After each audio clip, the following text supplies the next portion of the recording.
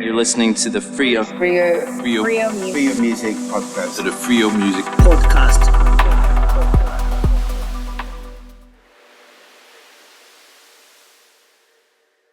Welcome back to another episode of the Freio Music Podcast. In this episode, I sit down with Kelvin Chikumbirike, who is a Zimbabwean artist.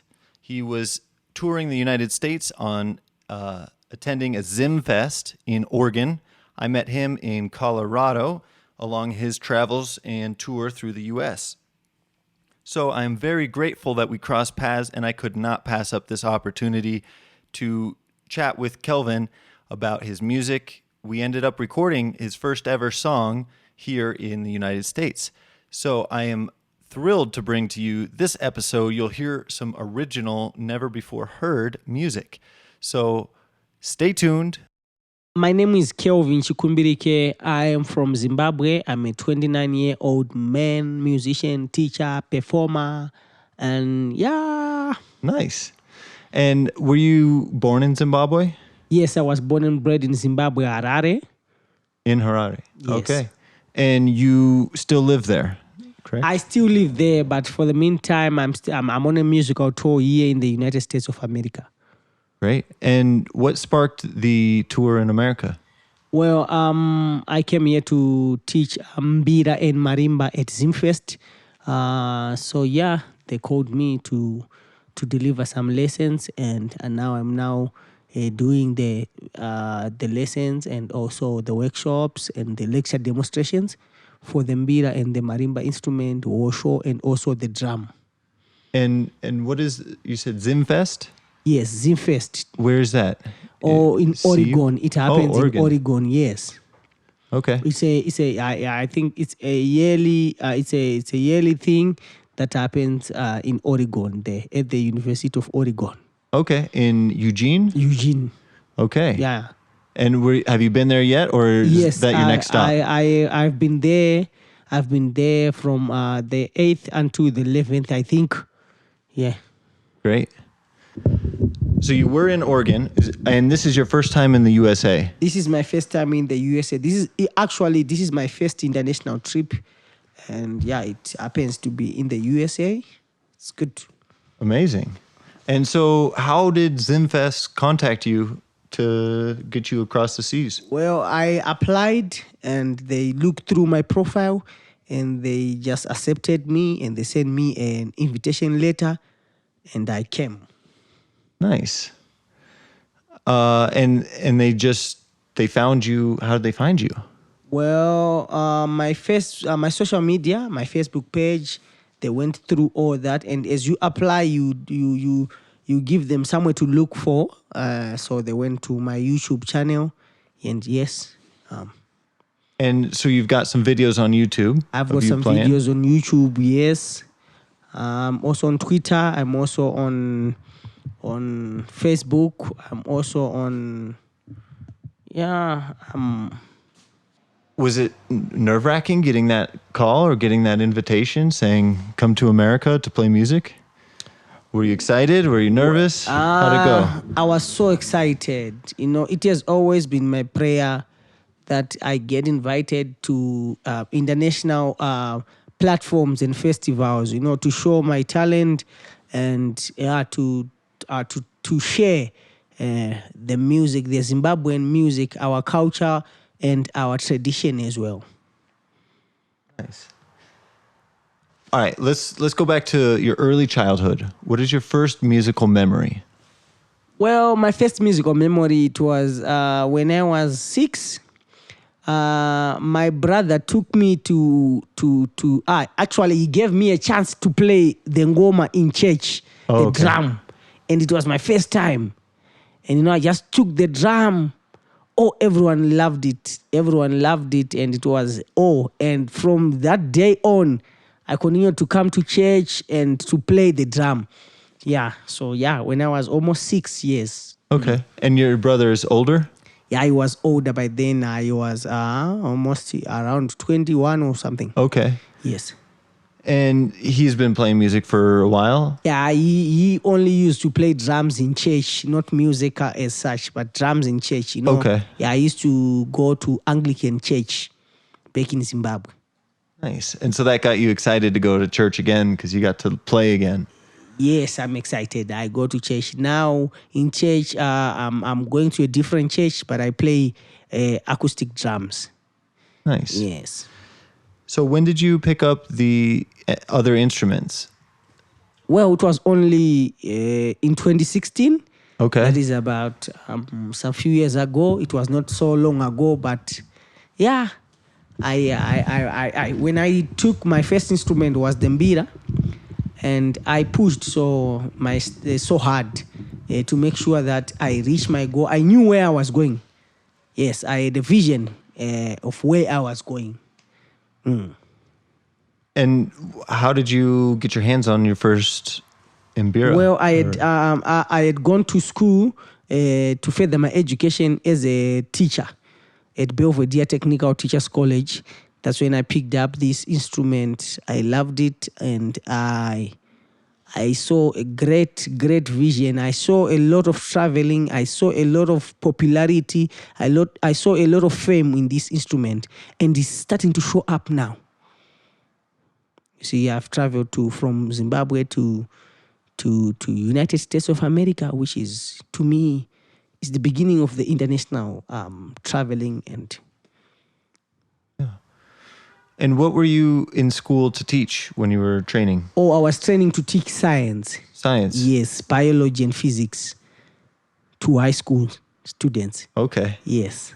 That sounds like a difficult task. Yeah, it's a difficult task, but it turned out that, well, it was just making me to come to the realization of my real talent.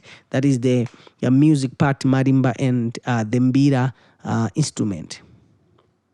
When you were learning in church, I guess initially playing the drums, was there anybody who taught you?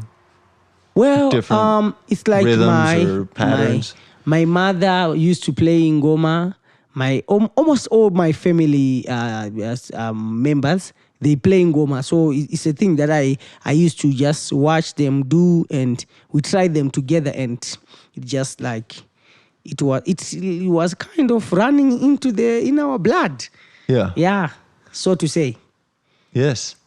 And once you decided that music was your path, were there any influences that kind of helped you come to that realization? Definitely, I would love to mention one teacher, my first teacher of the instrument, Teacher Mzavazi. He's the one who really inspires me. Like he used to do, he works with people living with disabilities. That is the blind, people who are blind. He teaches them how to play the mbira. So yeah, it really inspired me. And that's why today I'm even working with people living with disabilities, because I am inspired by my first teacher, Teacher Mzavazi. And did that teacher bring you in? And I know that you are working with an organization as well that helps people with disabilities play music and express themselves? Well, not really, but that's where I got all the inspiration. After I got really inspired, I had to start my own organization in which I help the people living with disability, the vulnerable that lives in the street, the homeless, in teaching them how to make these instruments and also how to play, so that they can have a life, they can have a realization. Also, it works as a rehabilitation, especially for the kids that lives in the street. They start to think normally after playing this instrument. And also people living with disability is also helping me in my advocacy, the things that I'm doing. Because once they see people with disability playing the instrument, recording, and being called for some gigs, it means that everyone will get to realize that these are just people. They are as normal as anyone else. So they can be re-engaged into the community, because there is that mentality that these people cannot do what other people can do. These people are just, sorry to say, but these people are just rejects. There's that belief that these are just rejects, are meant to be just fed and not to work for themselves. But I'm advocating for those kind of people for people to change their mentality, to change how they see the people living with disability. So it's actually, I believe that disability is not inability. They can also be great musicians. They can also be famous poets. They can be great artists. They can be everything that they want to be in life. Very well said. So why was it that you chose music, to advocate for the disabled and to bring awareness and respect for this community? Why do you think music is the tool? Well, music is something that is understood by almost everyone. Music is what connects the people even to the spiritual world.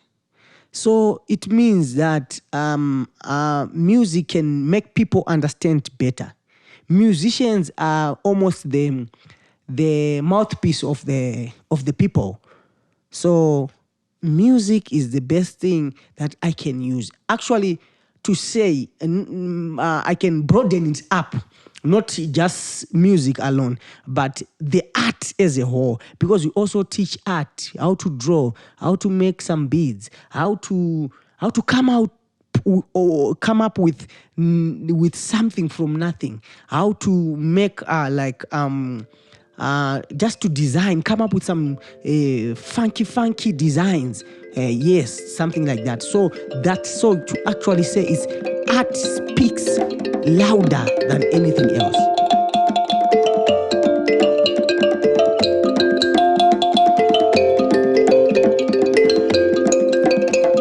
Ndarota tsamba yerudo, ndazopepuka ndisina kuiverenga.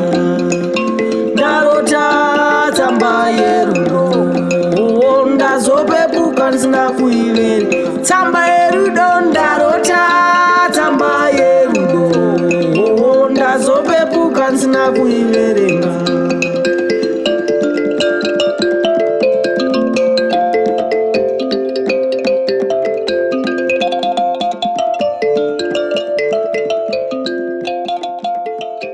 It's the art that speaks louder than anything else. It's the music that speaks better.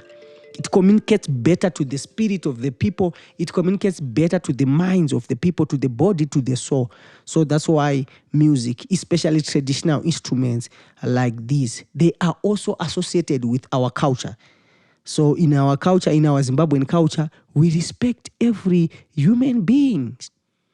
So per se, it is very important. That's why I choose music to go the way of advocacy. And tell me about music in your family or your community. What does music mean? Well, because we come from different parts of the world, so I'm just curious. Well, okay. In my family, music is something that unites us. Actually, in our culture, in our Zimbabwean culture, music played a great role, even from the great ancestors. During the war, music would help to give more strength and more motivation to the people who were fighting in the war.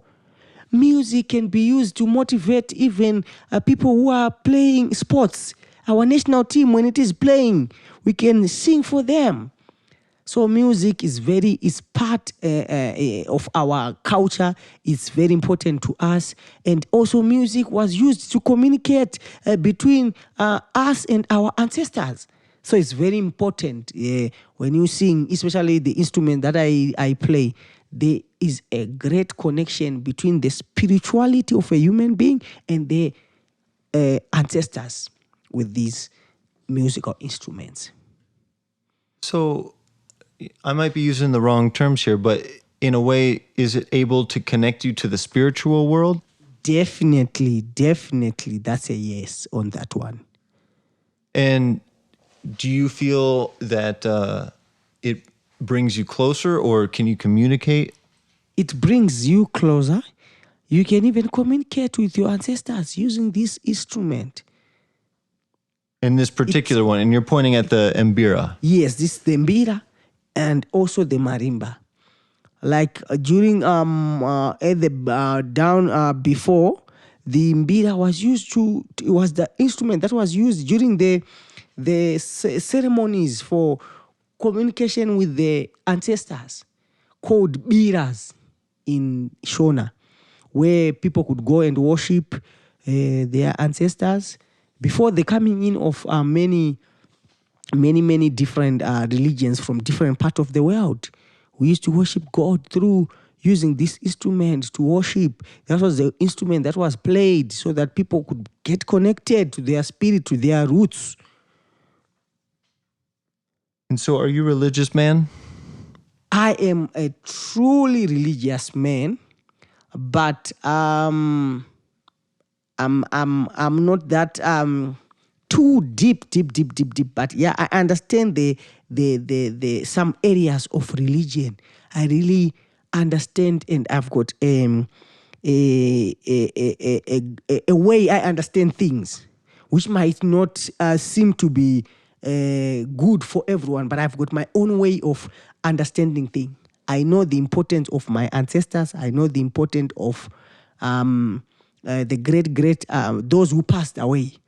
I believe they've got a role that they play in my life because those are my roots. A tree cannot bloom without their roots. So I certainly believe that they play a role. Right. I also believe in God. I know God is there. And I definitely respect that. He is the creator. He is the author and finisher of everything.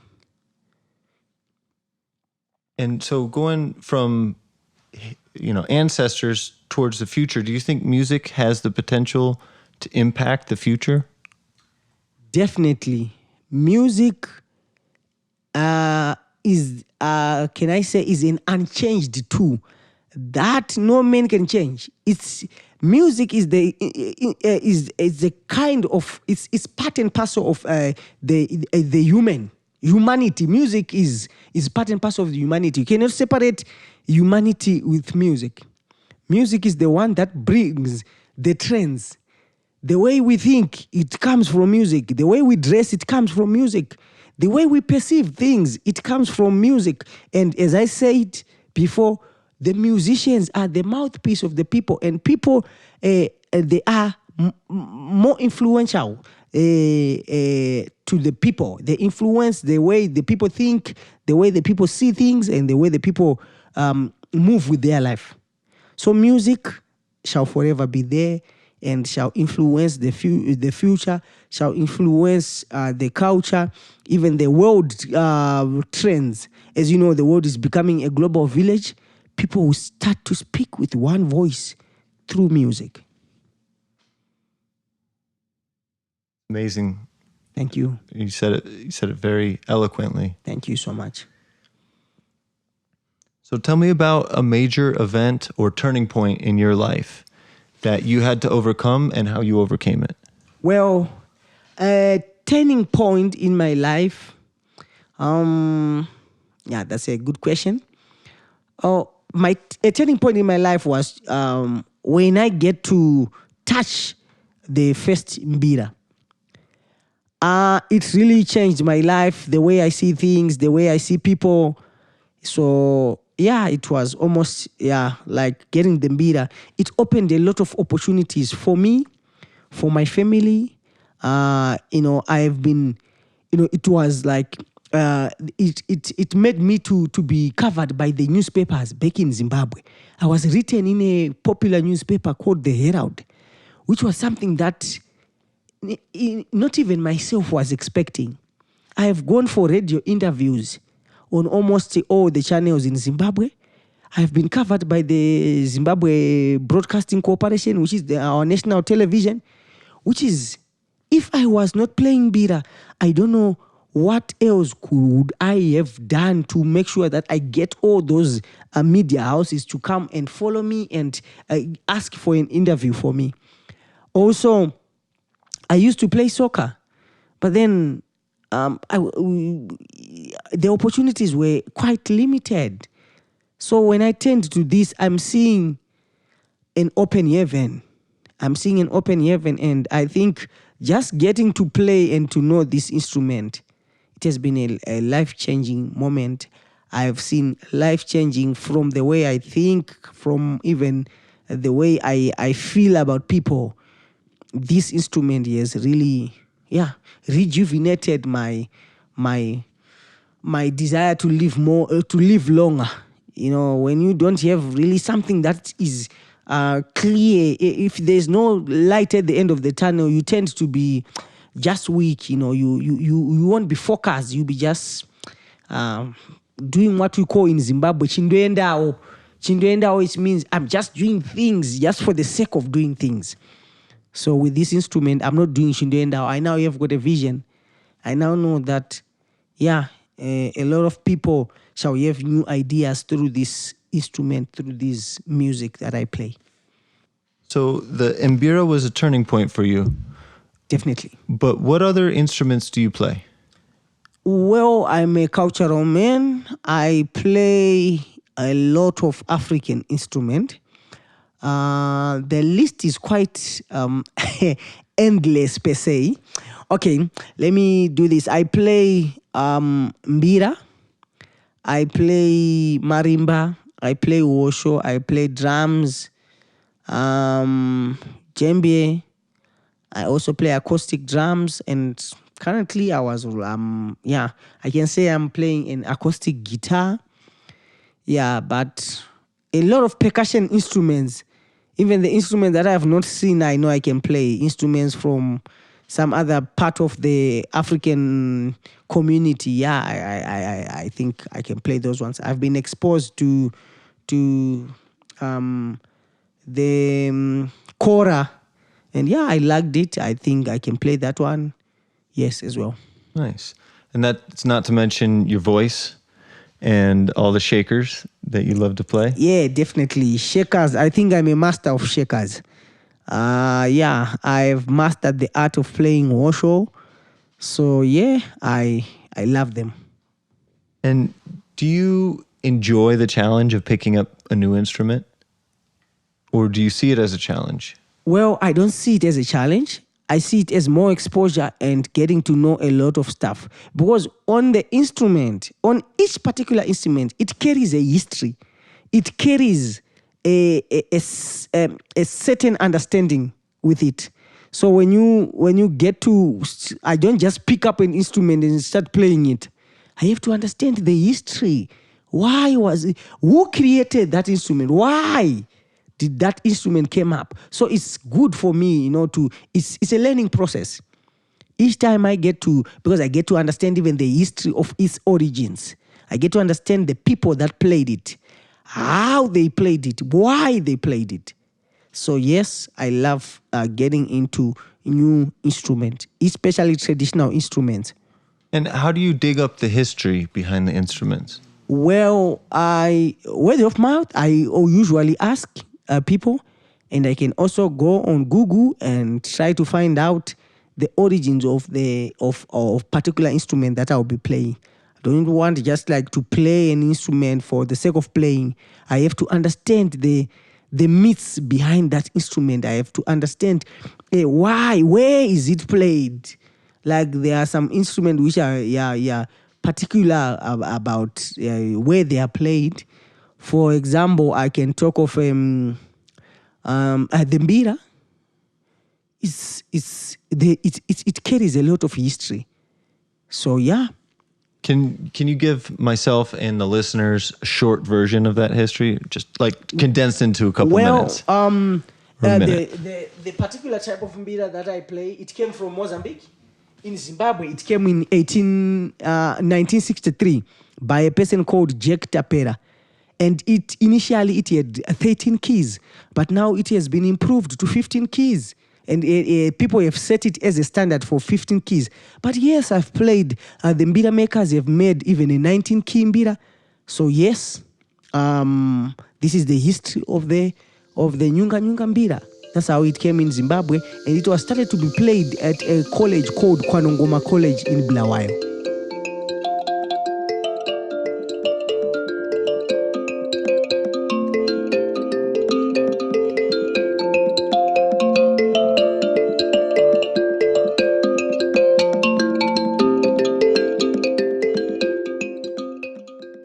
So does any other culture besides Zimbabwe call to you musically? Are there particular cultures that you hear a song on the radio or a song online and you just have to know where it is from, or who's playing it, who's making the coolest music other than fellow Zimbabweans? Well, I love to listen to a lot of African music, especially West Africa. The drumming, yes, and recently I get exposed to the Brazilian type of music, which is a cool capoeira, where they dance, I'm getting to dig further on that kind of music. I want to, but I really love the West African kind of drumming, the way they drum, the djembe and everything, the way they dance. I love it. So to say, I can say, yes, I'm so motivated to learn other people's culture through music. This is just kind of an open-ended question, but what is music? Music is the communication that comes from the instruments, from the voices, from the sounds that are made by people as they try to express themselves. This is what I take as music. The communication. Because music communicates to the body, to the heart, to the soul. And tell me about your organization. How can people learn more about it?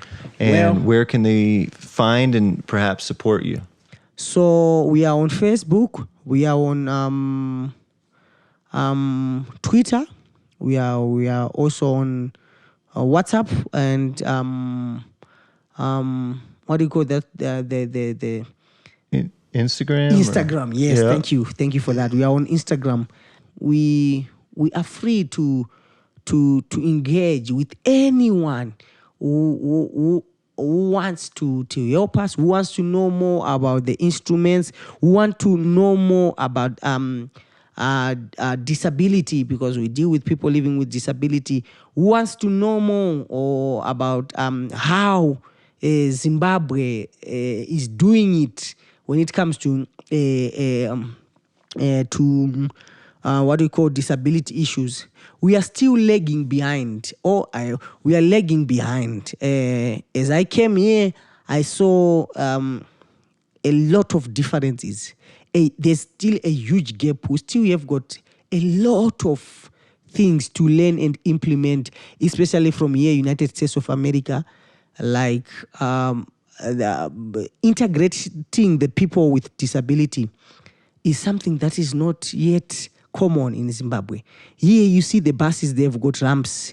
Here you see the signs all over, disability signs. There's parking, specific parking for disabled people. I've seen every building has got some ways, elevator to make sure that people living with disability can also get access. There's inclusivity here and accessibility to everything. In shops, you see it's just almost perfect. They are really integrated. So this is what I'm advocating for back in my country. This is what I would want to see in the next 3, 4, 5 years. I would want to see buses with ramps. I would want to see offices where people can just access. I'd love to see stages which are designed specifically for people living with disabilities, people with wheelchairs. They need to get onto the stage. Yeah, I've seen a lot of people living with disability dancing. They attend gigs. They come to listen to music. It's just like it's normal, but back in my country, it's still a thorn in the flesh. These people are still seen as, there's not that great understanding as yet, but we are pushing one step after the other, one step after the other. And my coming to here was more of an eye-opener. So yeah, I would love to thank whoever is behind the policies, especially the disability people. Thank you for remembering them here. And I would make sure that when I go back to Zimbabwe, I'll make an impact.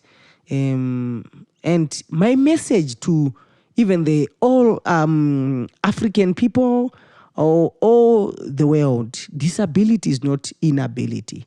Create a platform that is good for these guys, and you see them prospering. So yes, we are there. We are advocating for people living with disability.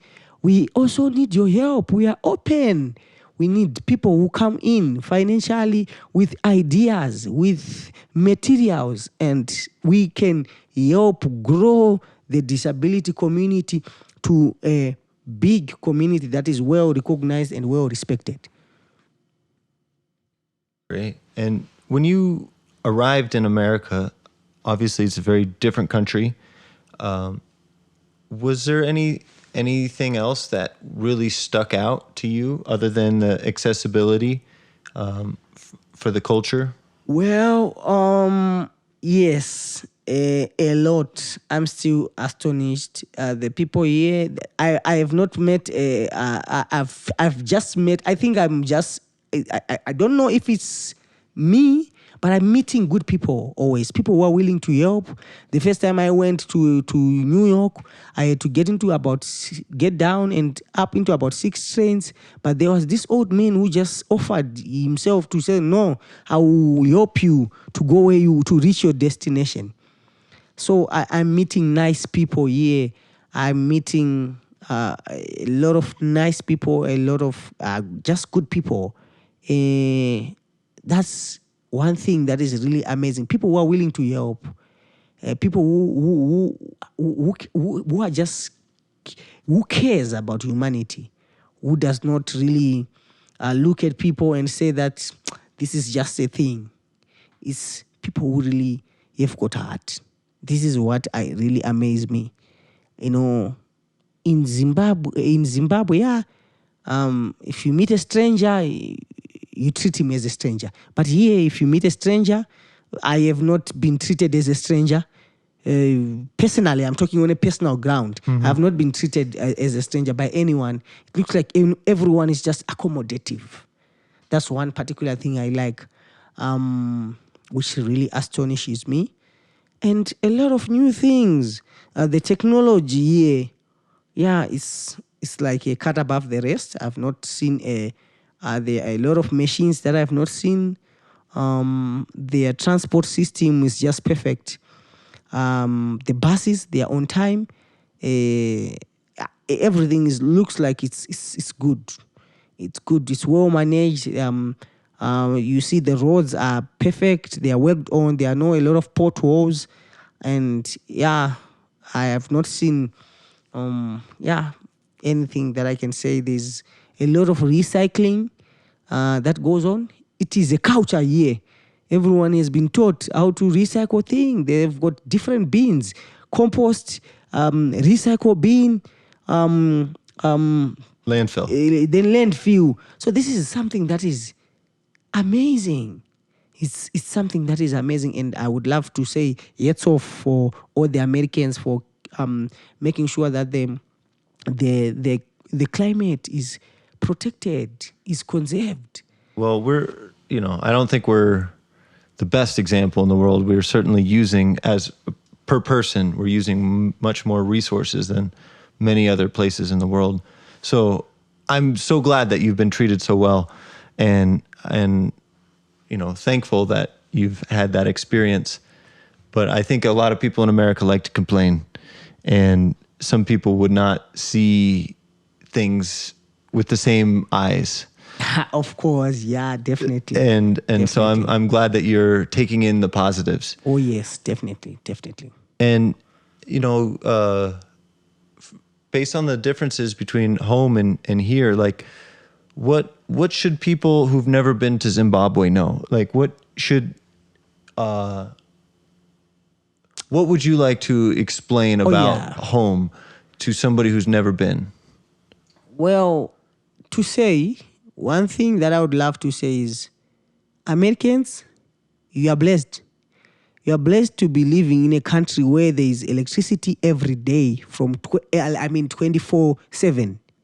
You are blessed to be living in a country where food is just accessible to everyone.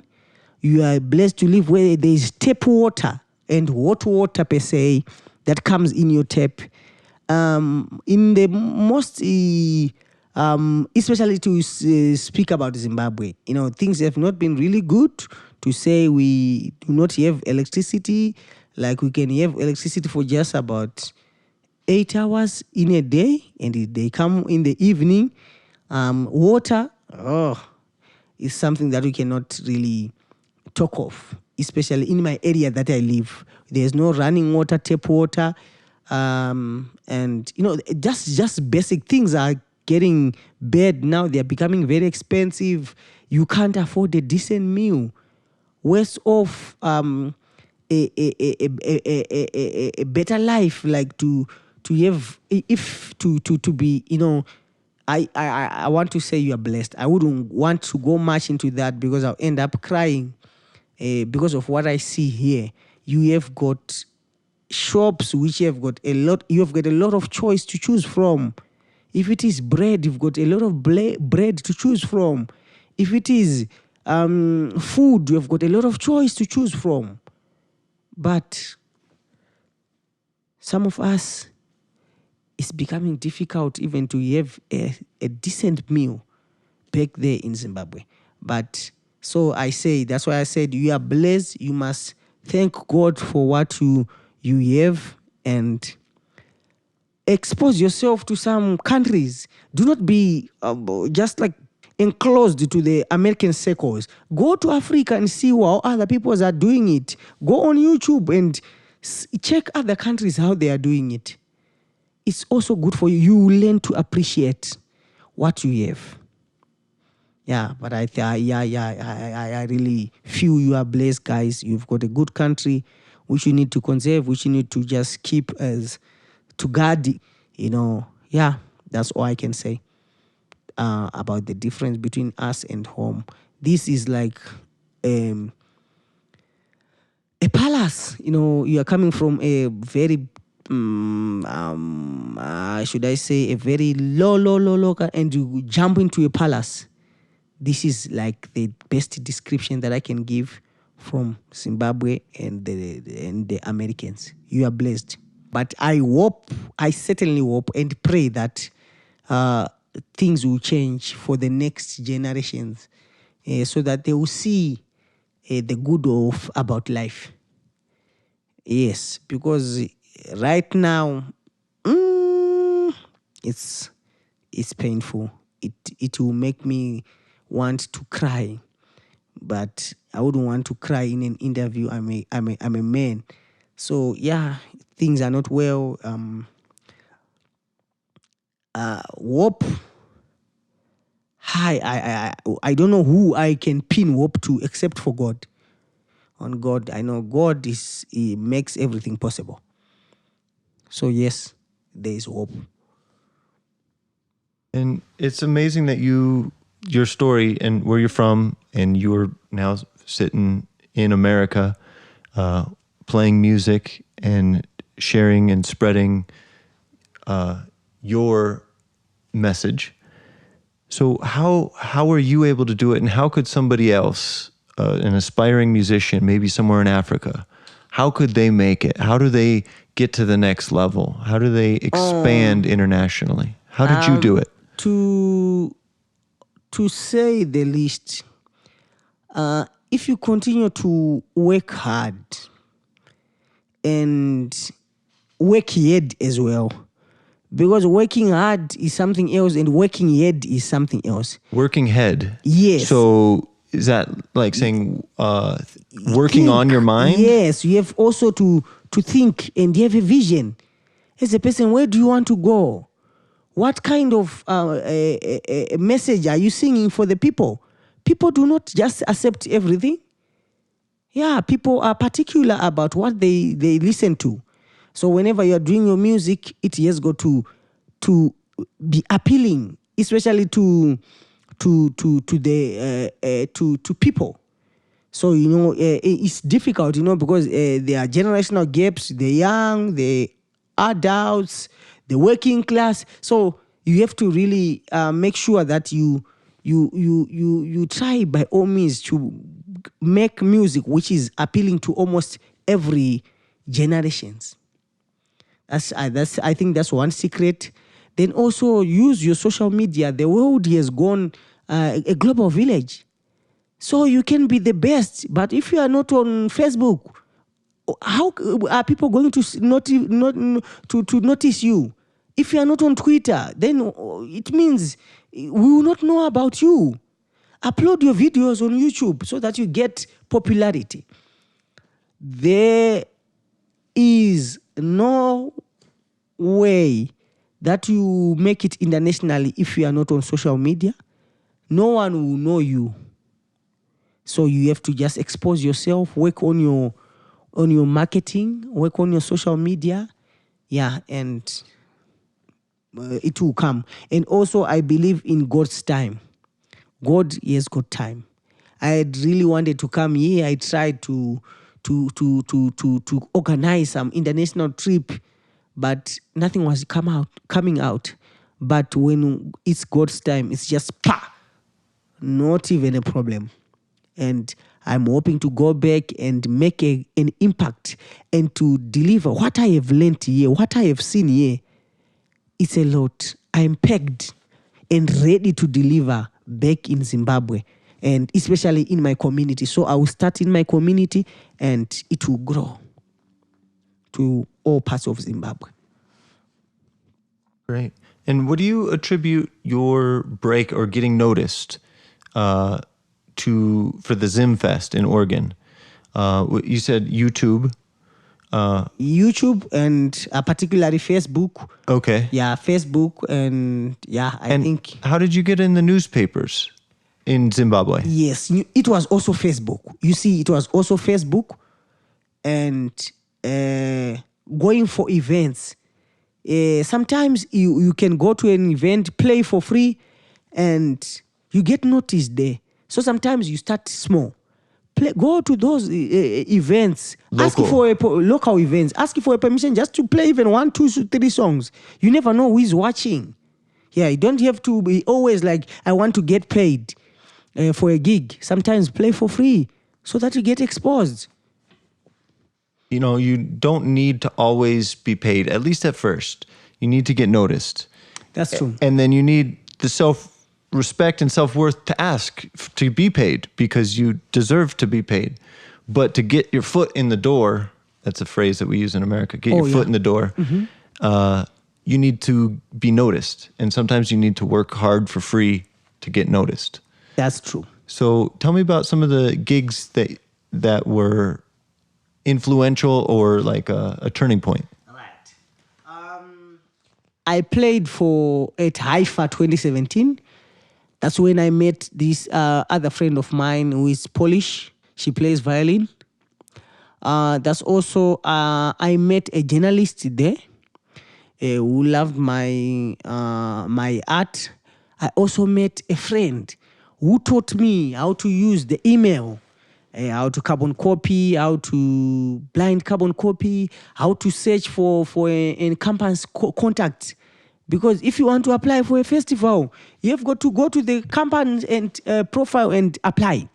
So he taught me everything, how to search for the contacts for the press person, how to send emails and how to write a proper email. So yes, Haifa 2017 was quite a very important thing. Then also, there's Miombo Magic 2019. Recently, I met a guy who really helped me to buy my ticket to come to the United States of America. So, yes, I was just doing some marimba workshop, and that guy just, I taught his children, and he just we connected. And he helped me in buying the tickets for coming to America. So sometimes you have to humble yourself, do what is right. And I sold my marimba because I make marimba. I met the person that taught me to make marimba. I met him at it was a festival. He was selling these marimbas and I bought one from him. And then I fell in love with marimba till he taught me how to make. So it's a matter of sometimes going to free gigs. If you don't meet your money, you meet an influential person, a person with ideas, a person who will help you to know more. So it's very important. Well, you seem like a sponge. Like you absorb information and you're always learning. I am always learning. I want to learn new things. That's my secret. I want to learn new things almost every day. What are some links that people should check out for your personal music? I know we talked about your organization, but are there any other links or profiles or emails that you'd like to share with anybody? Okay. Well, to begin with, I'm on WhatsApp, which is very reliable when it comes to my country, Zimbabwe, because, sometimes it's hard to get free Wi-Fi or just Wi-Fi. It's very expensive. So I'm on WhatsApp, which is very cheap. My phone number is +263 734 598 204. I'll repeat it again. +263 734 598 204. That's my WhatsApp number. So you can always have a video call, a WhatsApp chat. I'm also on YouTube. And who do you want to call you? Sorry? Who would you like to call you? Because most people don't give out their phone number.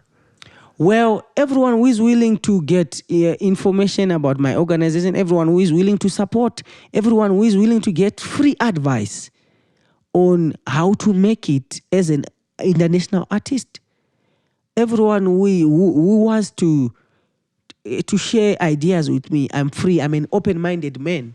Very generous. Yes, wherever you are, I'm ready to work with anyone who feels the way I see things is good.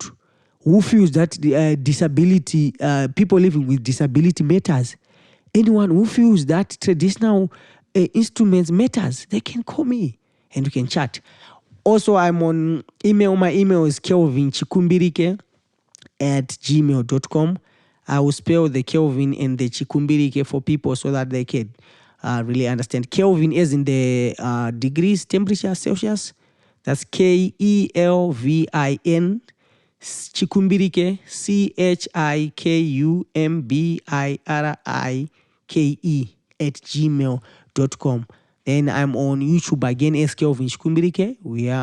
I'm on Instagram as Kelvin Chikumbirike, Twitter @Chikumbirike900, @Chikumbirike900. Then also I'm on Facebook as Kelvin Chikumbirike ZGM or Zimbabwe. Yes, that's my social handles. Great. And we will link to everything on our website and on the podcast. So if you're listening out there, feel free to check out freiomusic.com and search for this interview. And we will definitely have all of the links available for you in one place. Thank you so much for having me. I'm so glad to be interviewed by you. I feel so honored and so humbled. I want to thank everyone who is listening from wherever you're listening from. And I would love to say you are welcome to support me as I go back to Zimbabwe and make an impact. I'm willing to get your support. I'm willing to be supported by everyone and to work together as we see a brighter future of Zimbabwe, brighter future of people living with disability. Great. And final question is for you, if you want it. Is there anything else that you'd like to share with the listeners? The listeners, I would love to say that disability is not inability. Do not look down upon anyone. whether disabled, whether blind, or anything. Every person, every human being deserves the best. If you can offer the best, give the best, and God will do the rest. So thank you so much, listeners, for taking your time to listen to me, Kelvin Chikumbirike, a musician, a performer, a teacher from Zimbabwe. You've been listening to the Freio Music Podcast with Michael Morahan. Be sure to like, subscribe, and hit that notification bell so you don't miss a single episode. And don't forget to share this podcast everywhere. Thanks for listening, and until next time, stay tuned.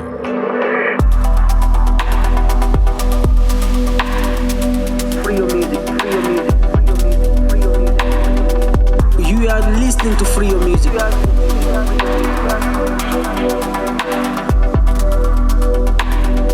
Stay tuned. Stay tuned. Stay tuned.